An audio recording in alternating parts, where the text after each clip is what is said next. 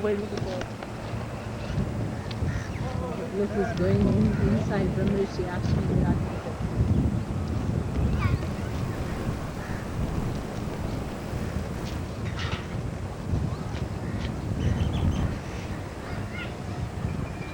अच्छा।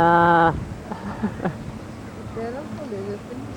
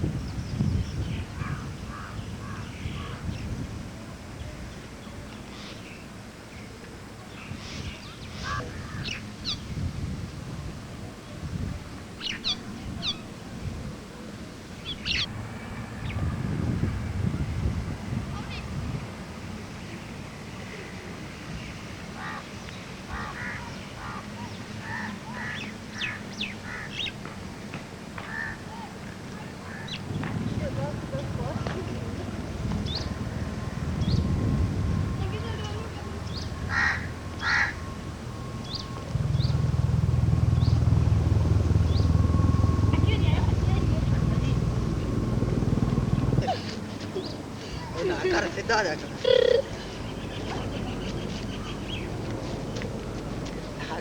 ये लिया छोटे छोटे लगे।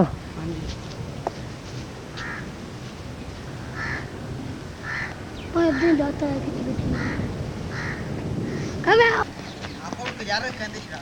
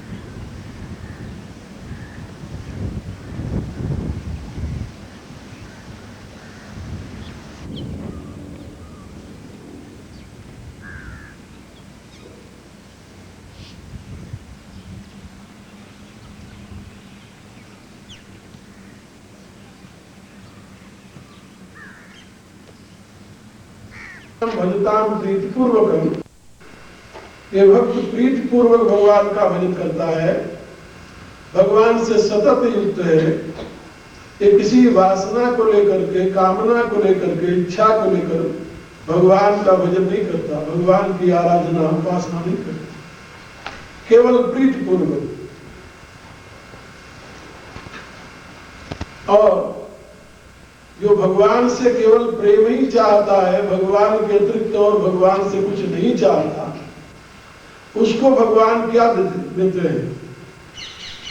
इस विषय में प्रभु का कथन है, ददामि बुद्धि योगम तम येन मामुपयान्ति ते, तम अहम बुद्धि योगम ददामि, उसको मैं बुद्धि योग प्रदान करता हूं। भगवत प्रदत्त बुद्धि, जिसके लिए बुद्धि बुद्धिमताम अस्मि तेजस तेजस्विनामहम भगवान ने कहा है, वह भगवत प्रदत्त बुद्धि। बुद्धि के तीन भेद, इसे समझ लो। एक प्राकृतिक बुद्धि, जो प्रकृति के विकास के क्रम में अभिव्यक्त होती है, वो प्राकृतिक बुद्धि है। प्राकृतिक बुद्धि जो है वो त्रिगुणात्मक है, कभी वो तमोगुण से युक्त होती है, कभी रजोगुण से, कभी सतोगुण से।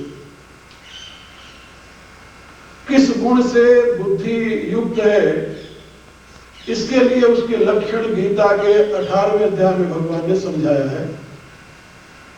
उसके प्रकाश में अपनी बुद्धि का हमेशा यथार्थ स्थिति देखते रहना चाहिए। बुद्धि के यथार्थ रूप का दर्शन करते रहना चाहिए। बुद्धि इस समय तामसिक है, राजसिक है या सात्विक है। सात्विक बुद्धि के अनुसार उसकी अभिव्यक्ति सात्विक श्रद्धा के रूप में होती है, और सात्विक श्रद्धा जो है वह सात्विक आहार विहार व्यवहार विचार और आचार में अभिव्यक्त होती है। ये सब उस बुद्धि के ही विवर्त है, और इनके द्वारा हम अनुमान लगा सकते हैं, जान सकते हैं इस समय हमारी बुद्धि किस गुण में वर्त रही है। 17वें अध्याय में और 18वें अध्याय में, दोनों अध्यायों में भगवान ने इसका बड़े बृहद रूप से विवेचन किया है। हमारे आहार में जब किसी भी प्रकार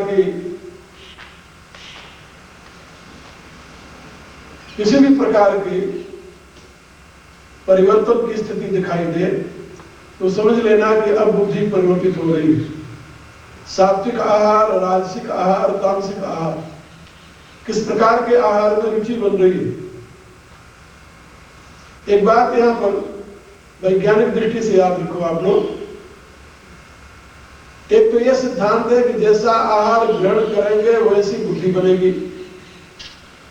लेकिन दूसरा सिद्धांत यह भी है कि जैसी बुद्धि होगी वैसे आहार की आपको रुचि होगी। जैसी बुद्धि होगी वैसे ही आहार की आपकी रुचि होगी। आज तो ये खाने का विचार है, आज थोड़ा नमकीन मिल जाए, आज मीठा मिल जाए, आज कोई चटपटा मिल जाए, ये जो वृत्ति बनती है ये अंतर में स्थित बुद्धि अपने सजातीय तत्व को प्राप्त करने की चाह रखती है। उसको योगी भाषा में कहिए तो चित्त अपने सजातीय तत्व को की वृद्धि के लिए अनेक प्रकार की वृत्तियों को जन्म देता है। यदि उस समय आपने हित चिंता के द्वारा अंतर से जो चाह है वो न, अंतर से जो मांग है उसको न लेकर स्वास्थ्य के लिए यानी बुद्धि की स्वस्थता के लिए कौन सा आहार उपयोगी है, गुरु सम्मत शास्त्र सम्मत, उस आहार को ग्रहण करने की कोशिश करें। मन तो चाहता है, बुद्धि चाहती है ये लेना है, ये नहीं खाना, हाँ नहीं करें, ये तो तामसिक है। तामसिक, राजसिक और सात्विक पदार्थों के विवेचन का अभिप्राय है जो रुचि हुई वही खाते रहे, तो उससे जो आपको ज्ञान मिला है उससे क्या लाभ हो। आप सोचिए, आपने ये सुना कि कटु अम्ल लवणा तीक्ष्ण ये जो पदार्थ हैं ये रजोगुण को उत्पन्न करते हैं, और आपको इसी प्रकार के पदार्थ खाने की रुचि हुई और आपने जो अंदर से मांगा बाहर से आपने वही दे दिया, तो आपको ये ज्ञान जो हुआ या दिया गया कि भाई आयु सत्व बलारोग्य सुख प्रीति विवर्धन, ऐसा जो सात्विक आहार है वही सत्वगुण की वृद्धि में हेतु होता है, तो उससे लाभ क्या उठाया।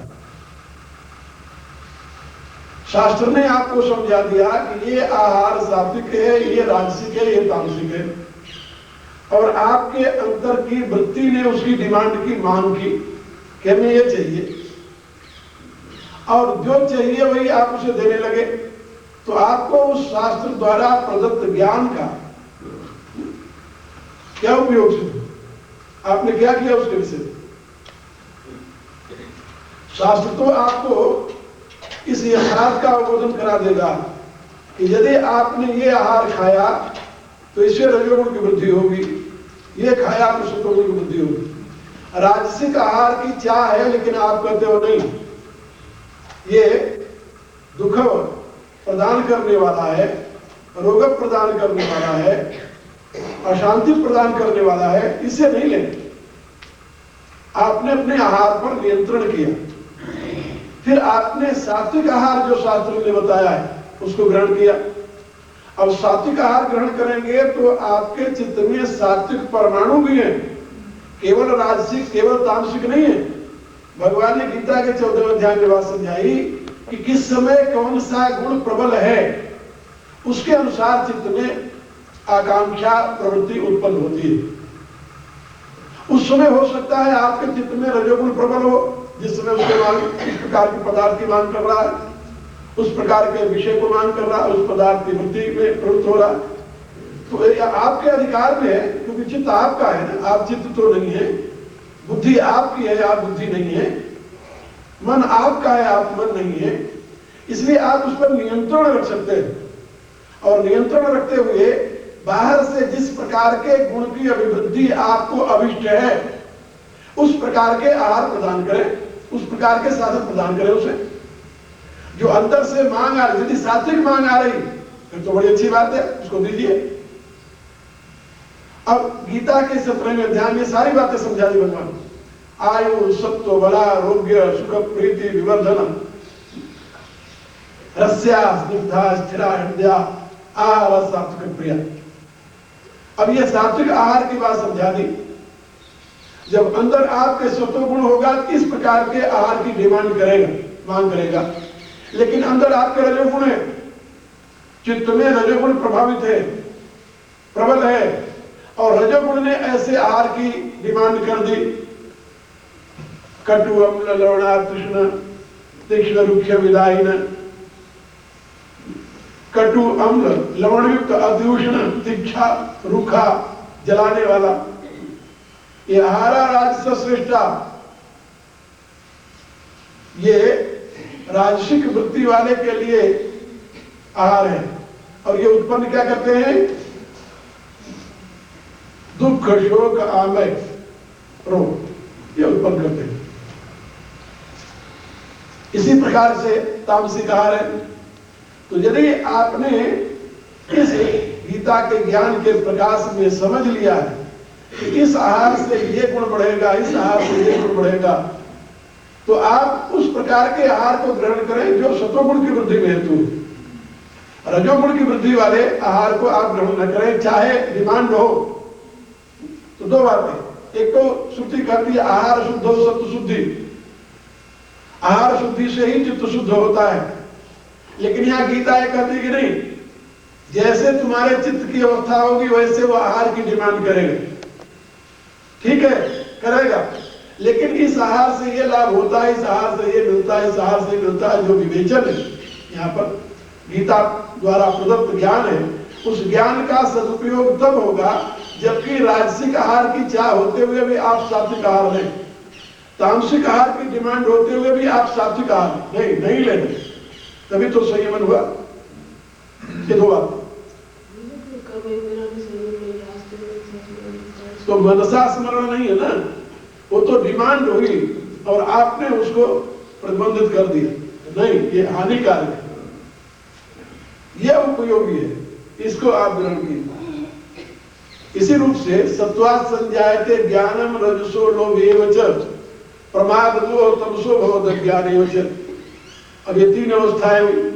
तो सतत यदि ज्ञान को ग्रहण करने का आप प्रयत्न करेंगे तो चित्त सात्विक होता जाएगा, और यदि लोभ में प्रवृत्त हो जाएंगे तो चित्त राजसिक हो जाएगा, और यदि आलस्य में, प्रमाद में, निद्रा में पड़े रहेंगे तो चित्त तामसिक हो जाएगा। ये आपके ऊपर निर्भर है कौन सा इसे संयमन करते हैं। संयमन और दम में बड़ा अंतर है।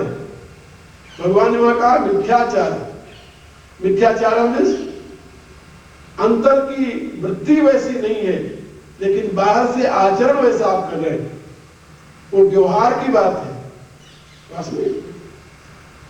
इनके ऊपर ध्यान रखिए, आहार, विहार, व्यवहार, आचार और विचार, इनको आप समझिए, जिसके द्वारा आप संसार में बरतते हैं। कुछ इसमें से अपने से संबंधित है, कुछ समाज से संबंधित है।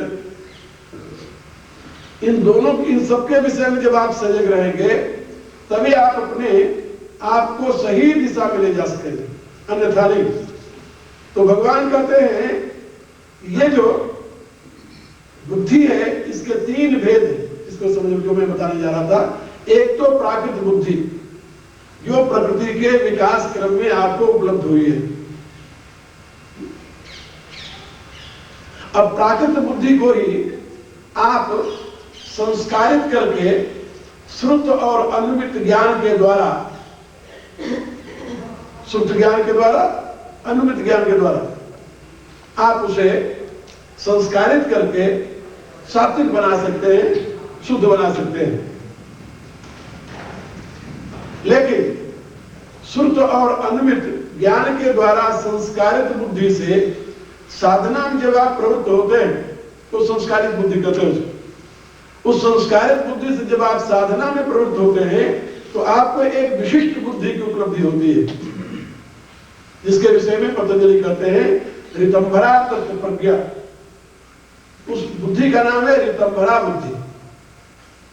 ऋतंभरा बुद्धि किसकी देन है? का अध्यात्म प्रसाद, वो अध्यात्म प्रसाद की देन है। ऋतंभरा बुद्धि जो है वो अध्यात्म प्रसाद, आपकी साधना के फलस्वरूप वो ऋतंभरा बुद्धि आपको प्राप्त हुई। और वह बुद्धि जो है वो शुद्ध बुद्धि और अनुमित बुद्धि से श्रेष्ठ है। श्रुतानुमान प्रज्ञाभ्याम जो शुद्ध बुद्धि है, अनुमित बुद्धि है, उससे श्रेष्ठ है वो ऋतंभरा बुद्धि, क्योंकि वो सत्य से भरी हुई है। ऋतम सत्यम भरति, वो ऋत और सत्य से भरी हुई बुद्धि है आप, वो ऋतंभरा बुद्धि है जो अध्यात्म प्रसाद से। अध्यात्म प्रसाद का उदय कब होता है? का निर्विचार वैशारद्य अध्यात्म प्रसाद। जब आप साधना करते हुए अपनी साधना को निर्विचार अवस्था में ले जाते हैं। ये संप्रज्ञात समाधि के 6 भेद हैं।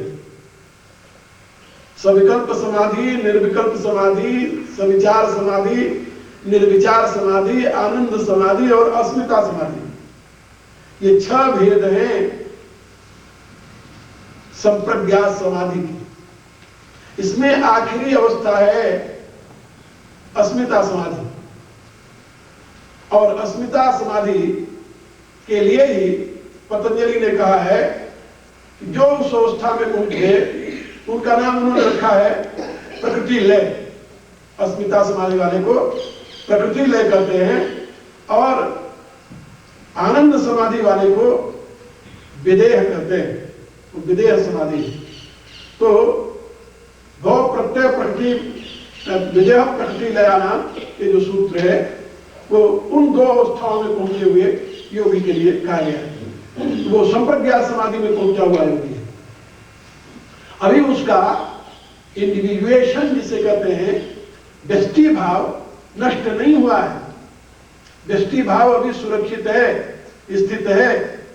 व्यष्टि भाव के होते हुए भी उसमें ज्ञान का, यथार्थ ज्ञान का प्रकाश हो गया है और वह योगी उस अवस्था में तत्वदृष्टा तो हो गया है। अब वहां उसके लिए भ्रांति के लिए कोई स्थान नहीं है। ऐसे योगी के लिए भगवान ने गीता में बताया है कि वो योगी श्रेष्ठतम अवस्था को प्राप्त करके स्वर्ग के दिव्य भोगों को भोगता है। लेकिन ब्रह्मलोक तक गया हुआ योगी, जो प्रकृति लय अवस्था को प्राप्त हुआ योगी, वो ब्रह्मलोक तक जाता है। ब्रह्मलोक तक गया हुआ योगी पुनः लौट करके इस मृतलोक में आता है और शुचि नाम श्रीमतांगे योग भ्रष्टो विजायते अथवा योगी नाम एवं जीवता। ये वहां पर भगवान ने ये 3 प्रकार के यानी साधनों की व्याख्या की है। या तो किसी योगी कुल में उसका जन्म हो जाएगा जो उच्चतम अवस्था को प्राप्त किया है, या फिर वो किसी श्रीमान के घर में पैदा होगा या किसी पवित्र आत्मा के घर में पैदा होगा। ये ऐसे योगी के लिए होता है। लेकिन यहां पर जो निर्विचार समाधि में पहुंच गया है, पहले सविकल्प फिर निर्विकल्प फिर सविचार फिर निर्विचार, निर्विचार समाधि में पहुंचे हुए योगी को अध्यात्म प्रसाद के रूप में ऋतंबरा नाम की प्रज्ञा प्राप्त होती है। निर्विचार वैशारद्य अध्यात्म प्रसाद ऋतंबरा प्रज्ञा। ये ऋतंबरा प्रज्ञा जो है ये प्रकृत प्रज्ञा से श्रेष्ठ है। ये दो प्रकार की प्रज्ञा आप लोग समझ लिए हैं। एक तो प्रकृत प्रज्ञा जो प्रकृति के प्रवाह से आपको उपलब्ध हुई है, वो सात्विक भी हो सकती है, राजसिक भी हो सकती है, तामसिक भी हो सकती है, किसी भी गुण में हो जाए। सात्विक होकर के भी तामसिक हो सकती है, तामसिक होकर के भी सात्विक हो सकती है। उसमें परिवर्तन आता जाता रहता है। कौन गुण किस समय उस प्रज्ञा में प्रज्ञा पर प्रभावित है, ये गीता के 14वें अध्याय में भगवान ने समझाया। लेकिन इस प्राकृत प्रज्ञा में जब सात्विक प्रज्ञा आपको प्राप्त हुई, आपके साधन द्वारा, जो आहार शुद्धि के द्वारा सत्व शुद्धि की बात कही है, वो उस प्राकृत प्रज्ञा के विषय में यह भी याद रखना, क्योंकि वो प्राकृत प्रज्ञा जो है वो आहार का ही परिणाम है। ये ऋतंबरा प्रज्ञा किसी आहार का परिणाम नहीं है। ये तो अध्यात्म प्रसाद, ये आत्म प्रसाद से उत्पन्न हुई है। ये आत्म प्रसाद से उत्पन्न हुई है। जिस अवस्था में निर्विचार की सिद्धि हो जाती है, निर्विचार समाधि में जाने के लिए योगी सक्षम हो जाता है, और निर्विचार की अवस्था में जब पहुंचता है तो वहां पर निर्विचार की अवस्था में श्रुत और अनुमित दोनों प्रकार के बुद्धियों का वहां पर अभाव हो जाता है, ये शांत हो जाते हैं। और फिर आत्म प्रकाश, यह आत्म प्रकाश अध्यात्म प्रकाश, अध्यात्म प्रकाश में गीता के 8वें अध्याय में स्वभाव अध्यात्म उच्चते, जो प्रत्यक्ष चैतन्य है, जो इस शरीरस्थ चैतन्य है, ऐसे समझ लो, जिसकी बात मैं समझा रहा था, जो ब्रह्म चक्र में प्रकाशित या अभिव्यक्त होने वाला चैतन्य है, वह अनंत चैतन्य घन, जिसकी एक किरण ब्रह्म चक्र में प्रकाशित हो रही है, जो आपके इस शरीर में जीव आत्मा के नाम से जाना जाता है, उसको जीव आत्मा कहते हैं। वह अनुरेश धर्म जिसके लिए श्रुति कहती है, वह सूक्ष्म आत्मा सूक्ष्म जिसके लिए श्रुति कहती है, बालाग्रस्य तो भाग्यस्य स्वतः कल्पितस्य भागो जीव सविज्ञ सचानंत्याय कल्पिते, वह सूक्ष्मतम चैतन्य की ज्योति जो ब्रह्म चक्र को प्रकाशित कर रही है, उसको अध्यात्म नाम से संबोधित किया गया है। वो अध्यात्म, और वह परमेश्वर का स्वभाव है। स्वभाव ने स्वभाव, परमेश्वर का अपना भाव ने अभिव्यक्ति, manifestation. That is the partial manifestation of supreme consciousness. That supreme consciousness appear into your mind structure